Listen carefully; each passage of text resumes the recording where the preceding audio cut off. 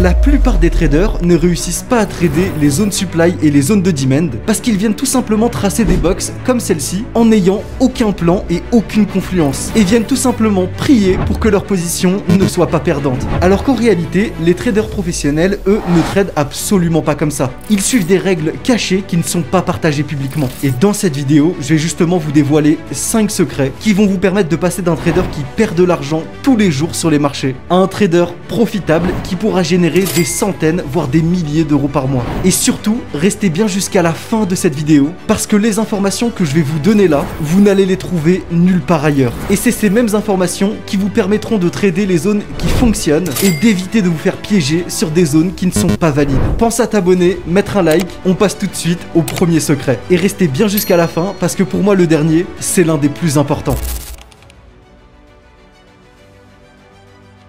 La première règle, qui peut peut-être paraître bête, mais qui est essentielle, c'est de ne jamais chercher à trader des zones de demand dans un marché baissier. Et inversement, de ne jamais chercher à trader des zones supply dans un marché haussier. En réalité, ça peut paraître simple et évident, mais la plupart des traders ont une vision assez coincée sur l'analyse de la market structure. Et surtout, en analysant la structure en time frame inférieur. Ils voient par exemple une belle zone de demand comme celle-ci que vous voyez sous vos yeux et essayent de partir à l'achat immédiatement au moment où on rentre dedans, en pensant que le prix va directement partir à la hausse et en ignorant complètement le fait qu'il joue contre la tendance réelle du marché. Puisqu'ici, vous le voyez très clairement, on a un momentum qui est baissier. Et vous devez absolument comprendre en fait que l'order flow, le sens du marché, représente la direction et l'intention des institutions, de la smart money. Donc en venant trader dans le sens de la tendance, vous allez trader avec la smart money plutôt que de trader contre la smart money si vous êtes à contre-tendance. Et la vérité ici, c'est que vous n'avez pas du tout besoin de deviner ce que font les banques. En réalité, vous pouvez le voir très clairement et simplement en regardant simplement le marché. Ici, vous le voyez, très simplement dans ce mouvement baissier, on est en train de créer quoi ?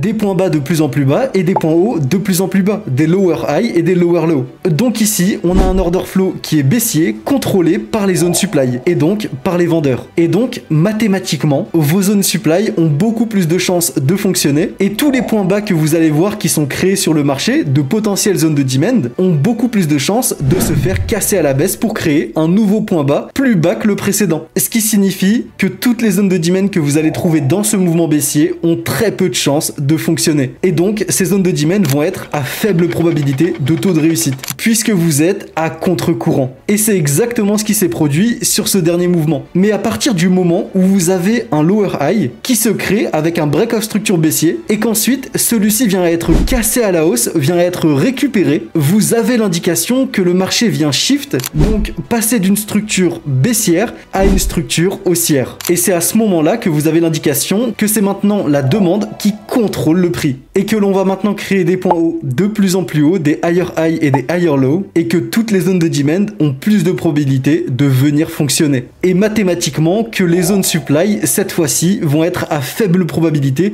de taux de réussite et ont beaucoup plus de chances d'échouer. Puisque ici, c'est les acheteurs qui contrôlent le prix. Et vous le voyez très bien sur cette dernière zone supply qui a été laissée sur le marché dans ce mouvement haussier, elle a été complètement ignorée et n'a laissé aucune réaction sur le prix. Et donc ici, ce que vous devez retenir, c'est que vous devez toujours trader dans le sens de l'order flow pour maximiser votre taux de réussite et trader les zones qui ont le plus de probabilité de venir vous donner des réactions positives et augmenter votre taux de réussite.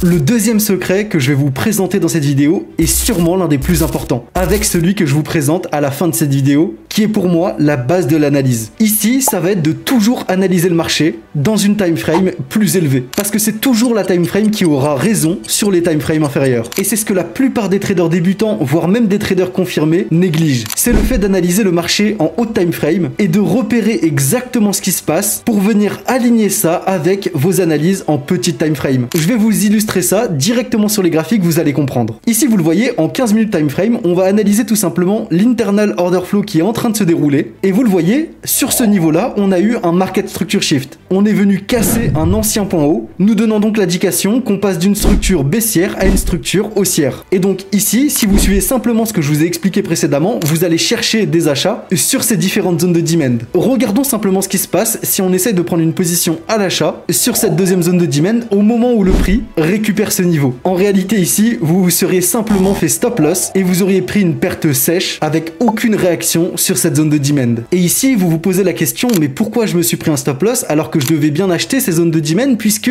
l'order flow interne ici était haussier? En réalité, la raison, elle est très simple. Vous avez simplement oublié d'aligner vos time frames. Parce que ici, si on ouvrait les graphiques en 1 heure time frame par exemple, on se rendait directement compte que le marché venait à peine de récupérer une zone supply en time frame supérieure. Ici, une supply zone qui a été créée en 4 heures time frame. Et en fait, on se trouvait tout simplement dans ce retracement haussier avant d'envoyer une nouvelle impulsion baissière. Puisque la structure, en réalité, en time frame supérieur, l'order flow était largement baissier. Donc contrôlé par les vendeurs. Pour ensuite aller chercher un nouveau point bas plus bas que le précédent. Et c'est cette simple raison qui rend votre zone de demand complètement invalide. Puisqu'en réalité, vous comprenez simplement qu'une zone supply en 4 heures time frame aura beaucoup plus de poids pour renvoyer le prix à la baisse qu'une zone de demand en 15 minutes time frame. En plus de ça, à contre-tendance sur la tendance de fond. Et c'est pour ça que c'est si important de regarder le marché dans des time frames supérieurs pour éviter en réalité d'avoir simplement des œillères quand vous regardez vos graphiques, en restant toujours en petit time frame. Et donc en loupant énormément d'informations et surtout des informations qui vont avoir beaucoup plus d'impact sur le prix. Et c'est pour ça qu'avant même de rentrer en position, vous devez toujours vous poser la question,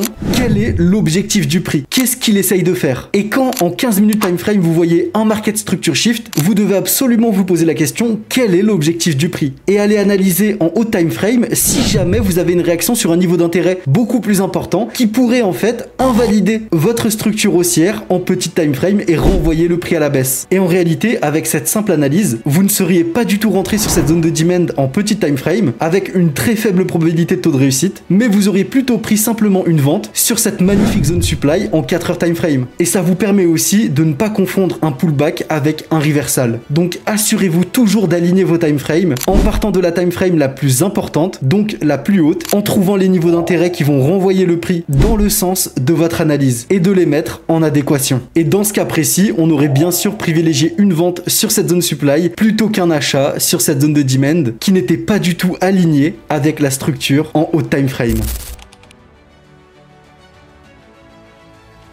Le troisième secret que je vais vous donner ici va être de comprendre que toutes les structures sur le marché ne sont pas égales. Écoutez bien parce que je vais vous expliquer exactement ce que ça veut dire. Ici, vous le voyez par exemple, on a un breakout structure haussier sur ce mouvement et donc on se dit qu'identifier ici une zone de demand va être la bonne chose à faire. Sauf qu'en fait ici, vous le voyez, la zone de demand ne donne aucune réaction et vous aurez simplement perdu votre trade si vous seriez rentré sur cette zone de demand. Et ici, vous allez simplement vous demander, mais alors qu'est-ce qui s'est passé? Pourquoi cette zone de demand n'a pas fonctionné alors que j'avais bien mon breakout structure haussier sur ce niveau? Et je vais vous l'expliquer de suite. Dans cet autre exemple ici, vous le voyez, on a une nouvelle fois un breakout structure haussier et cette fois, la zone de demand a bien fonctionné et a donné une magnifique réaction, renvoyant le prix à la hausse pour chercher un nouveau point haut. Mais donc ici, vous devez vous poser la question, pourquoi cette première zone n'a pas fonctionné alors que la deuxième a fonctionné, puisque les deux ont donné un breakout structure haussier, nous indiquant que le prix voulait créer un nouveau point haut. Et c'est exactement ce qui me permet d'illustrer la phrase que je vous ai dit juste avant, que toutes les structures sur le marché ne sont pas égales. Parce qu'en réalité, sur ces deux breakout structures, le seul qui vient vraiment casser cette structure en time frame supérieur va être le mouvement qui nous aura permis de créer un breakout structure en time frame supérieur et pas un breakout structure dans une time frame inférieure comme sur la première zone. On en revient à l'exemple que je vous ai donné juste avant avec un cas bien précis, avec ce deuxième breakout structure qui nous aura permis d'identifier une zone de demand valide qui a été créée en 5 minutes time frame. Alors que ce premier breakout structure qui vous a donné en réalité des fausses indications a été créé en 1 minute time frame et n'a donc aucune importance sur le marché. Cette deuxième zone a donc fait un breakout structure sur une swing structure alors que cette première zone a fait un breakout structure sur une internal structure. Et donc ici, une zone qui va casser la structure sur une time frame plus importante aura 10 fois plus de poids pour envoyer le prix à la hausse dans le cas d'une zone de demand et donc pour être valide.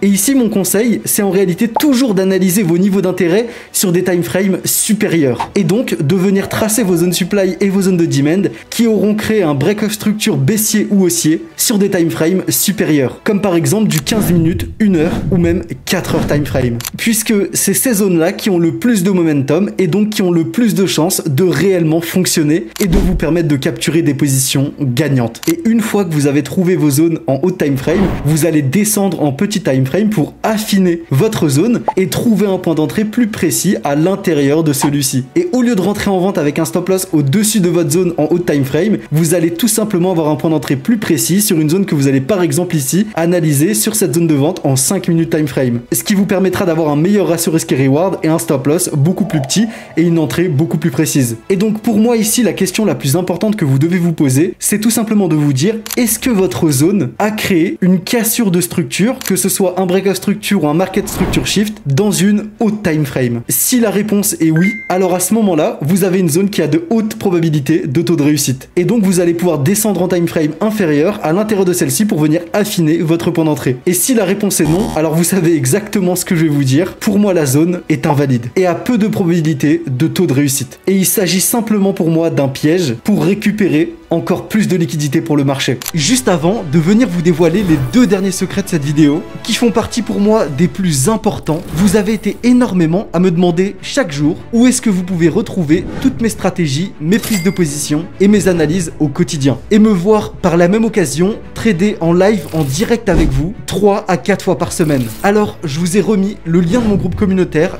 directement dans la description. Et en plus de ça, c'est totalement gratuit et c'est là-bas que je vous partage toute cette valeur ajoutée.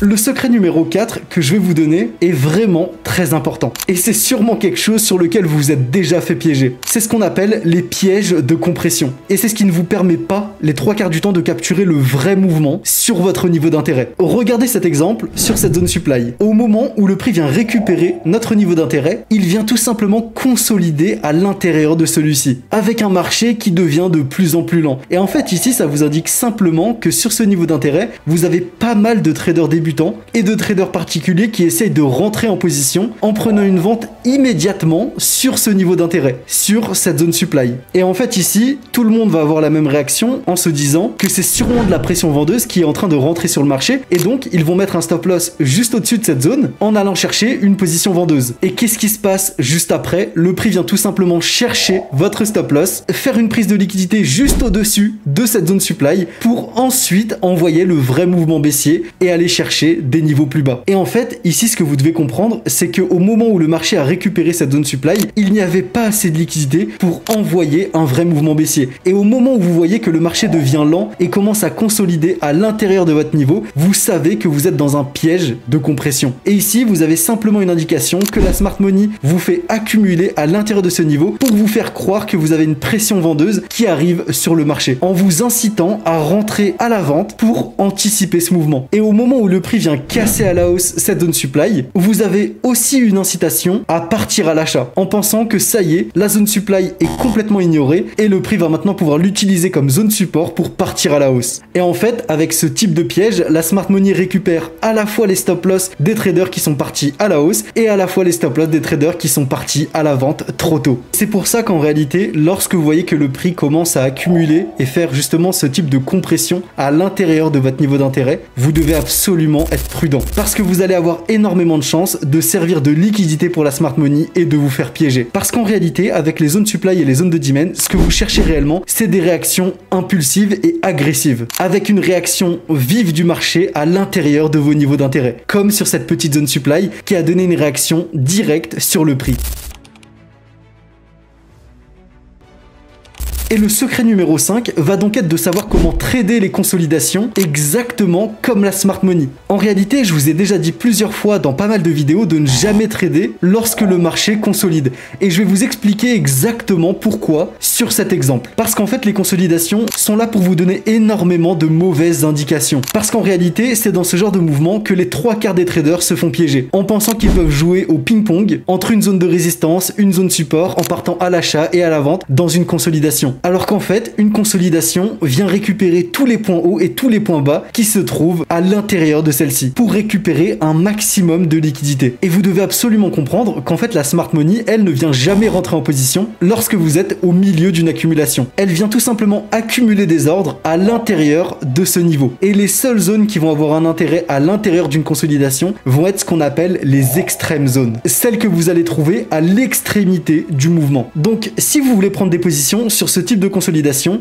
la première chose à faire va être d'identifier le swing high et le swing low de ce même mouvement. Et sur ces mêmes niveaux, vous allez devoir identifier votre extrême demand zone et votre extrême supply zone. Et tout ce qui va se trouver à l'intérieur de ce mouvement, vous devez absolument l'ignorer. Pour vous faciliter la tâche, vous allez même pouvoir prendre votre retracement de Fibonacci et le tracer de votre swing high à ce swing low dans ce même mouvement, avec seulement les mêmes paramètres que vous voyez sous vos yeux, afin de détecter les 30% de votre zone premium et les 30% de votre zone discount dans ce mouvement. Et c'est ici que vous allez pouvoir trouver vos 30% inférieurs dans ce mouvement et vos 30% supérieurs dans cette même accumulation. Et c'est dans ces 30% inférieurs que vous allez pouvoir trouver votre zone de demand et dans ces 30% supérieurs que vous allez pouvoir trouver votre zone supply. Et c'est seulement dans ces 30% inférieurs et supérieurs que vous allez pouvoir chercher des niveaux d'intérêt pour rentrer en position. Et vous allez simplement chercher des achats dans votre zone de demand en dessous des 30% de ce mouvement et des ventes au-dessus des 30% de ce mouvement dans votre zone supply. Et vous le voyez, ça marche extrêmement bien. Et vous devez absolument oublier tout ce qui se passe à l'intérieur de ce mouvement. Parce qu'en réalité, si on descend simplement en time frame et qu'on zoome un petit peu sur toutes les zones de demand et les zones supply qui sont créées à l'intérieur de cette accumulation, vous le voyez, les 3/4 ne sont absolument pas respectés. Et prendre des positions sur ces zones-là, c'est augmenter vos chances de vous faire piéger et de prendre des stop loss. Et la réalité pourquoi ces zones échouent à l'intérieur de cette accumulation, c'est tout simplement parce qu'il n'y a aucun momentum, aucune liquidité et qu'il n'y a tout simplement pas de displacement qui sont réellement créés à l'intérieur de ces niveaux. Et la smart money ne s'y intéresse pas du tout. Et donc en fait, ces niveaux d'intérêt vont être complètement ignorés par le marché et ça n'aura aucune cohérence. Ici, ce sera juste de l'indécision et il n'y aura aucun contrôle ni des vendeurs ni des acheteurs à l'intérieur de cette accumulation. Et voici un autre exemple de piège qui peut arriver dans une accumulation. Au moment où le prix vient casser à la hausse cette accumulation et vient compresser sur le point haut de votre extrême zone, alors ce que vous devez attendre, si par la même occasion on vient récupérer le swing high qui avait été laissé, va être d'attendre que le prix vienne justement casser à la hausse cet ancien swing high et sorte réellement par le haut de cette accumulation et d'essayer par la suite de capturer un retest par le haut sur le point haut de cette accumulation. Et à ce moment-là, lorsque vous voyez que le marché accumule, la meilleure réaction que vous pouvez avoir,